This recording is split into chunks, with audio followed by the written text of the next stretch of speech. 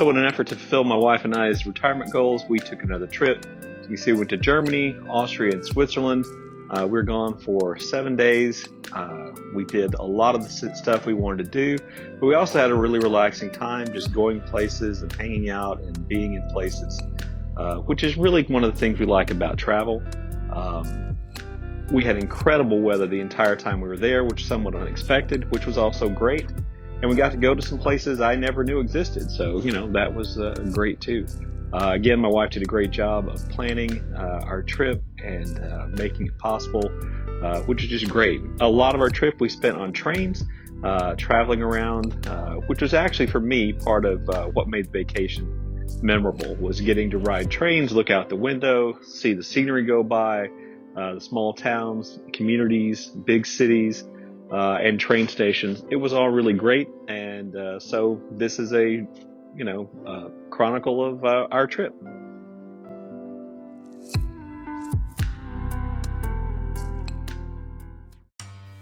Okay, as I said previously, the main mission on our first stop in Europe was Munich and to go to Oktoberfest, which we did. Like I said, we flew into Frankfurt. We took a train, which was several hours from Frankfurt to Munich, but I enjoyed the scenery.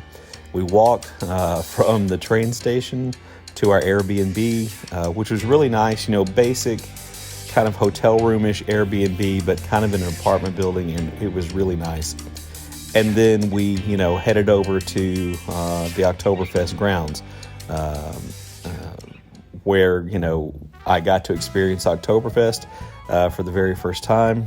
We started off in the daytime, so, it wasn't all that crowded. I was, kind of unprepared for the scale, I guess, but in lots of ways, to relate it to some of the United States, it's like a massive state fair where the main point is beer. That's kind of what I would say, but there are all kinds of other things. There are all kinds of food stands. There are all kinds of souvenir stands. There are horses, there are parades, there are attractions and rides. I'll get back to Teufel's ride in the second part of the video. We had our first food in Germany, which was a steak sandwich, and then we started kind of walking around to go to the beer tents. There are 11 big beer tents, and I think something like 28 total. The big beer tents and all these tents you see are really buildings which they build every year and they take down every year. So we went in as many as we could on the first day, given how tired we were. This is I don't know the actual name of the tent. This is the Spaten tent. Each tent serves a beer made by one of the 6 Munich breweries. I was impressed by the decorations here. The atmosphere in the Spaten tent was really fun. If you saw the outside, they're kind of famous for these kind of beef dish they have. This is the Hofbrau tent, which was really big, and I gave you some idea of how noisy it is in there to give you some kind of idea of the atmosphere in the tents. But the tents are just really impressive to me.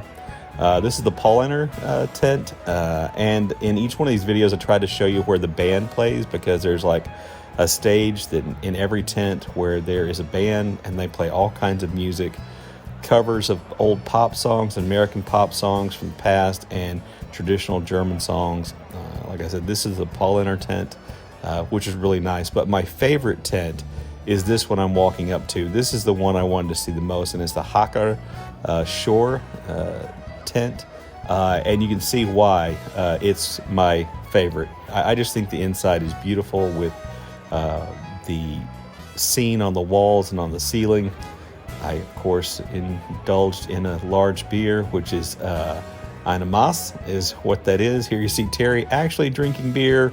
She doesn't like beer, but she pretended to. So because of that, we got an apple strudel, which was delicious. You can see the guys standing on the benches and drinking. Standing on the benches is allowed. Standing on tables, not allowed, just so you know. And here is the band area in the Hacker Shore tent.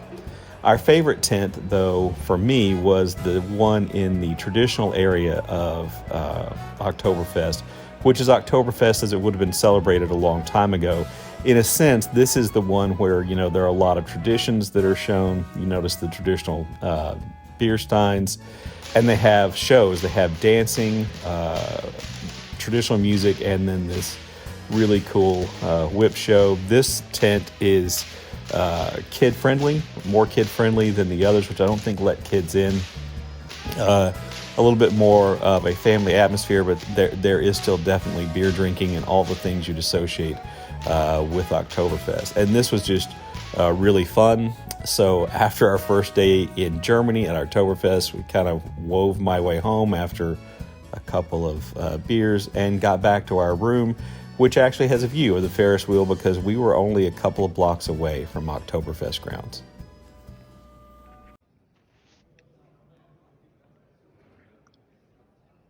So day two, we woke up in Munich and decided, or we had already planned to go to the Dachau concentration camp.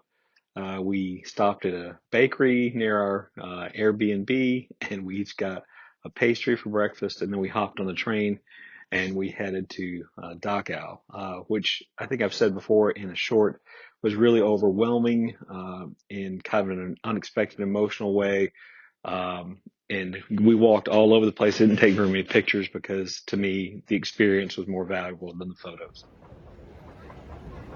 Then we came back to town, rode a train back to town, and to the center of Munich, Marienplatz, I believe, to see the Glockenspiel, which you will see right there in the picture, and you're going to see a lot of here in a second. We got there right at noon, which is one of the times, of course, when it goes off.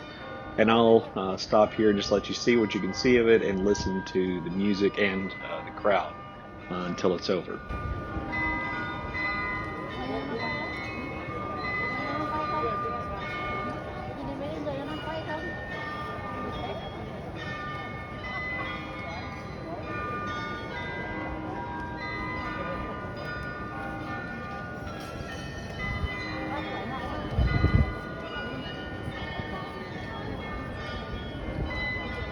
Bad camera work.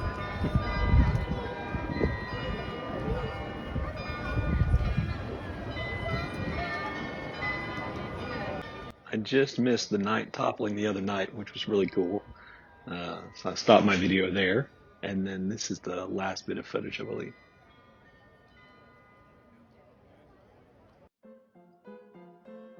And then we just walked around the old part of the city of Munich, seeing what we could see, finding a place to eat lunch. Like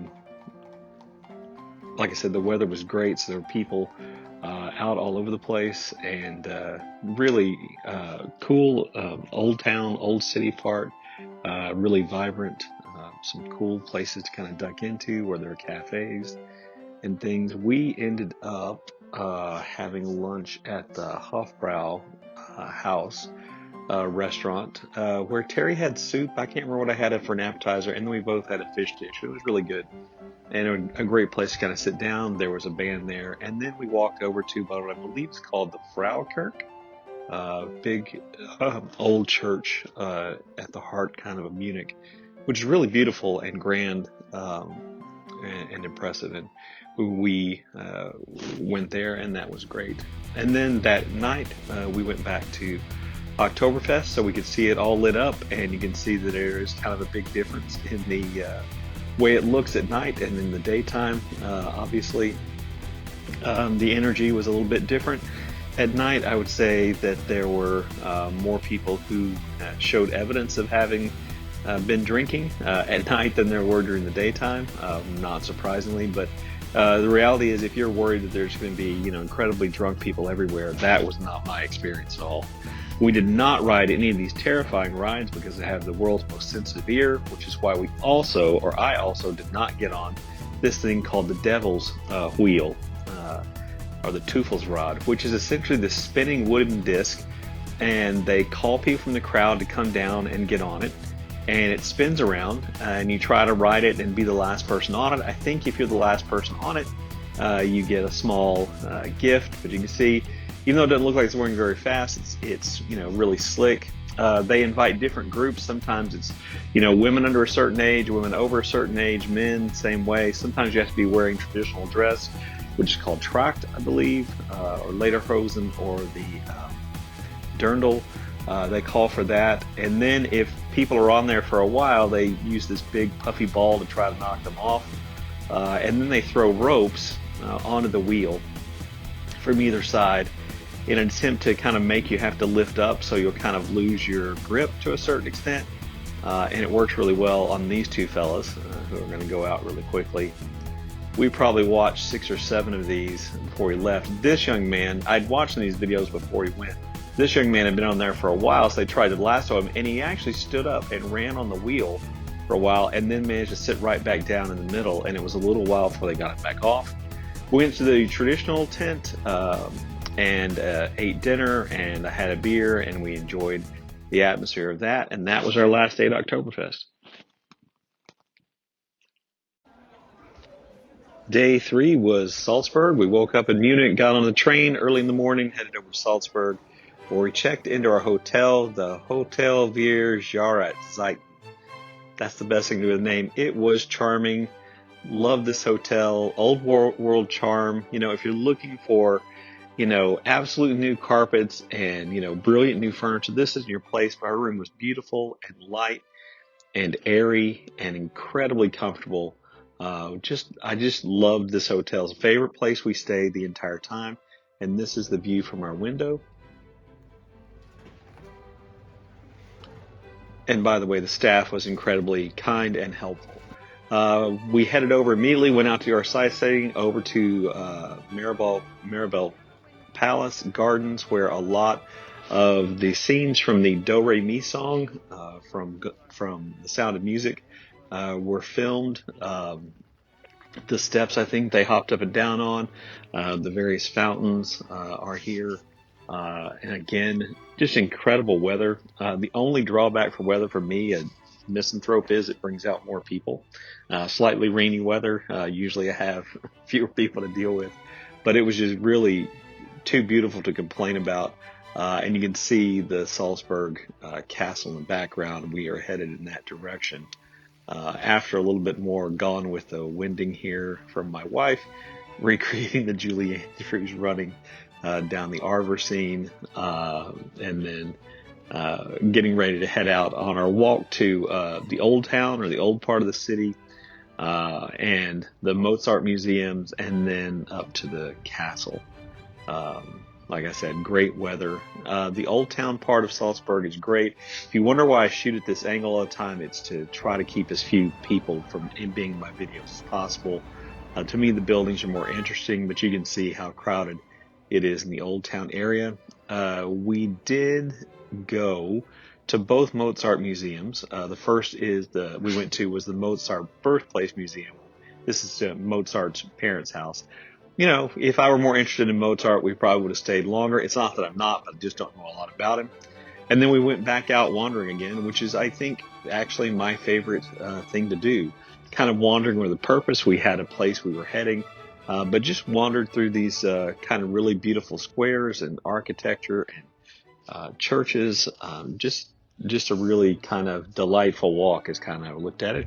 We took the funicular up to the castle. This is part of the ride here, and then we spent a little bit of time walking around the castle, but again, we didn't really want to go in and do the tour. I was much more interested in the views, and I think from this you can kind of see why. You can see most of the old parts, at least of Salzburg, from the castle, and it was just really beautiful. We went to a cafe that's up at the castle. Sat right next to the edge and had this wonderful view.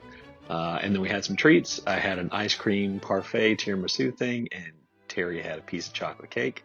And then, refreshed, back out wandering more around Salzburg. This square was my favorite. Anybody want to guess why? Yes, they're really big and very few people. And then more walking through the old part of the city. We managed to get on the bike pedestrian bridge to take that picture, and then we went to Mozart's house in Salzburg, and that museum, which was pretty interesting. And this plate shows Mozart's love of scatological humor. It was on the wall there. I thought that was kind of funny. And then we went back to our hotel. Went to eat at a place around the corner called Pasta e Vino, where they don't have a menu. They tell you what they can make for you. We had an antipasta plate. Terry had lasagna, and I had a seafood pasta thing. Then back to our room for the night. Day 4 was Hallstatt, an Austrian village up in the Alps. There are two ways to get there. One is by bus or car, and the other is by train. I chose the train one because I love riding on trains. And if you take the train, you have to take a ferry across to Hallstatt, which you can see in the distance there. Which, to me, even though I do have a really sensitive inner ear, a nice ferry ride into town seemed like a really charming way to arrive in what is rumored to be, or what is considered to be, one of the most beautiful places in Austria, or one of the most beautiful towns in Austria. It is very touristy. So, as I would say with any kind of really touristy place you're going to go, the earlier you get there, the smaller the crowds are going to be. As we were there, the crowds definitely got bigger as the buses came in. But you can see how beautiful the village is. And really, to me, there were two things about Hallstatt that were the attractions. One is the village itself, which looks like something out of a movie. It looks like a movie set. It looks maybe like, a recreated Disney thing, but people live here, and that was really remarkable. And proof that they live here is there's a little free library, which of course I had to take some footage of. But, it is a community where people live, and they have homes, and they run businesses, and their schools. And so that was kind of important to kind of remember and to be respectful of. I'm sure tourists drive the residents crazy on some respect, but, they also obviously provide a source of income. But the village itself was charming. This is where we ate. I don't know the name of the cafe. Terry had a grilled cheese sandwich and fries. I had a bowl of goulash and bread. And this is the view from our seats at our table underneath the awning. And then the other thing about Hallstatt is, I think, the natural beauty. And I took a whole lot of pictures and a whole lot of video footage of Lake Hallstatt and the mountains around it. This is the funicular ride up to the top. We went up to where the salt mine is, and that's really was the business of Hallstatt for a long period of time. I believe it's still in operation. And there's a really, impressive, kind of breathtaking overview of Lake Hallstatt and the village and the surrounding mountains. There's a skywalk and like a kind of a thing where you can stand out on it and look down at the village. I think I have a picture of that coming up relatively soon that will kind of show that aspect or that angle. And like I've been saying every day, it was beautiful there. Yeah, this is me standing out on kind of the catwalk thing, looking down at part of Hallstatt. And just the natural beauty of the place just was amazing. And I think, one of the reasons to go, there's like a little hiking trail that goes up to where the salt mine is. We didn't take the salt mine tour. Lots of people do, but I don't really like confined spaces, and it's really long. This is the funicular ride down, which I filmed quite a bit of up until you get to where that bump out is. If you look in the top left corner, or now it's kind of the top left side, what looks like an island green on a golf course, that's where Terry and I headed when we got to the bottom, because it just looked like a beautiful place to sit and kind of take in the lake and the mountains. But I also love this perspective on Hallstatt itself, because you can see the places that are, we could see a school, their tennis courts, you can see places that were not really necessarily tourist places. And then this is us sitting on that island, which kind of is right there at the edge of the lake. You can see Hallstatt to the left, the view into the valley in which Lake Hallstatt sits. You can see how clear and beautiful the water is.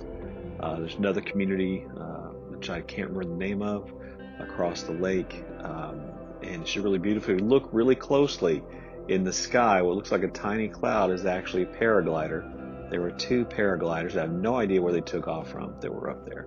But Hallstatt was just absolutely beautiful, and despite the really touristy aspects of it, we enjoyed our time there a great deal. Getting there by train involved some train changes, and we had a little trouble getting back because of some problems that were going on the trains, but just a really beautiful trip, a really beautiful place, and I'm really glad that we went.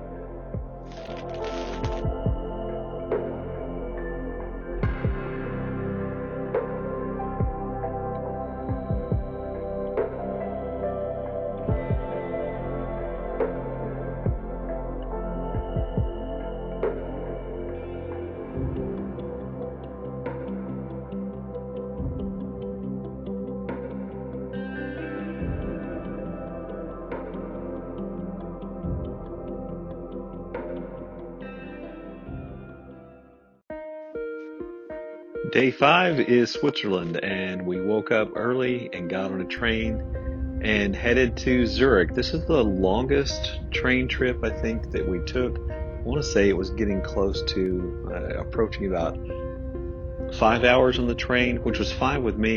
You know, nice comfy seat, really great views out the window.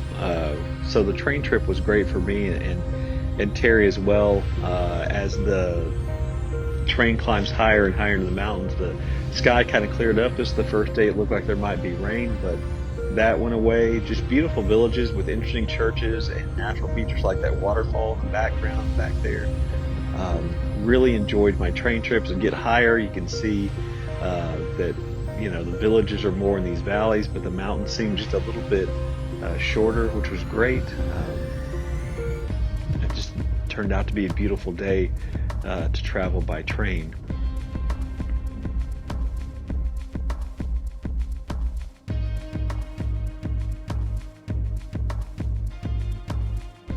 I guess for me, there isn't really a bad day to travel by train if there's something interesting or lovely to look at out the window. And certainly that was true as we approached Zurich. We skirted the edge of this lake on the way to Zurich, and then eventually we arrived in the city. And a little bit of trouble navigating the train station and finding where we catch the trams, and took a tram to our hotel, the Seegarten Hotel in Zurich, which is really close to the lake. It's just some pictures of the interior. Another kind of charming, sort of old worldly feeling place. We were there kind of late in the afternoon, so we hopped on a tram. My one mission for the day was to find James Joyce's gravesite. So we headed up the tram up into the hills. Google Maps definitely led us astray here. It told us the burial place was down this nature trail, which seemed sketchy, and then it seemed even sketchier when it told us it was down this trail. But we went down this trail for a little while before realizing this couldn't be right. Retraced our steps, and eventually we found it. And I don't know how you feel about visiting grave sites as a tourist kind of thing, but this was a really lovely place with a statue of Joyce, a lovely kind of garden around him, his headstone and that of his wife, and I believe that is his son, all buried here, I suppose, and then his daughter, who lived until the 80s, is buried there also. So that was what we did for the day. Hopped on the tram, went back down into the city. We stopped at this little cafe which sold pizza and sandwiches, all kinds of things. We each had a really big slice of pizza. I had a Fanta, which became my drink of the trip, and then we went back to the hotel room to settle in for the evening.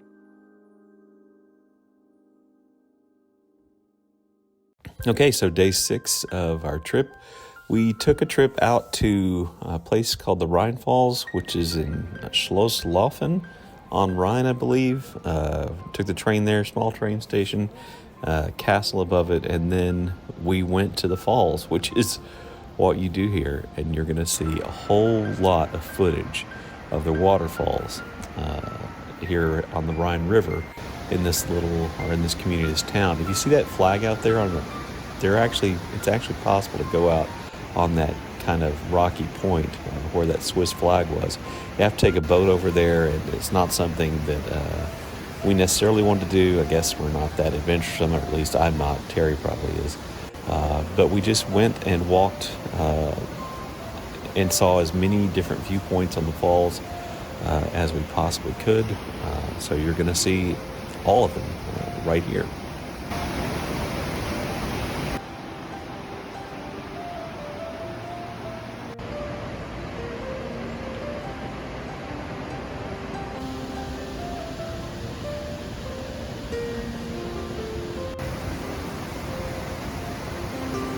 It is a truly beautiful spot, and kind of awe-inspiring with the power of the water and the overwhelming sound. We had lunch. We had sausage and fries, which was good. I had a Fanta, my drink of the trip again. And we really enjoyed our time there. A lot of steps, but a really good morning. And then we got back on the train and we headed back to Zurich. Zurich, we got off the train and we decided to kind of walk around. It was Sunday, I believe, so a lot of the shops were closed, but we had a really nice walk through part of the older sections of Zurich. I'm always drawn back to bodies of water and rivers, lakes, bridges, and there are just some really beautiful kind of scenery on the walk that we took. Always getting kind of closer to our hotel as we walked along. It really wasn't that far of a walk. It seemed like at the time, because we were probably on about step 15,000 by the time you see the footage we're seeing here. This is Ethan Hawke. He was in town for the Zurich Film Festival where he had a movie. I realized that's only the back of him, but I'm not the kind of person who approaches celebrities. We went to an Italian restaurant near the water for dinner. We had bruschetta. Terry had some kind of spaghetti dish, and I had gnocchi carbonara, which was good, a little heavier than I probably needed after that long walk.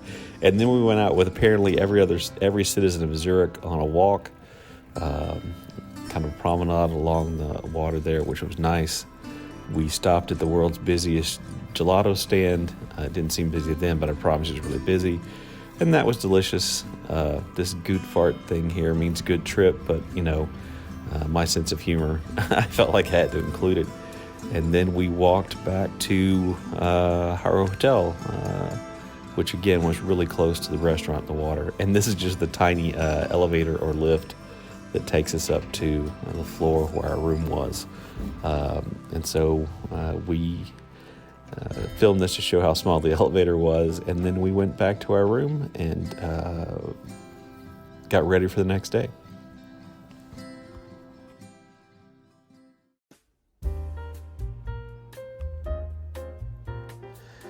Day 7 was a travel day. This was our last day in Europe. We took a train from Zurich to Frankfurt, where our hotel was, and we stayed at the hotel at the airport, which, I'm quickly believing that flying out-wise the next day is one of my favorite things to do.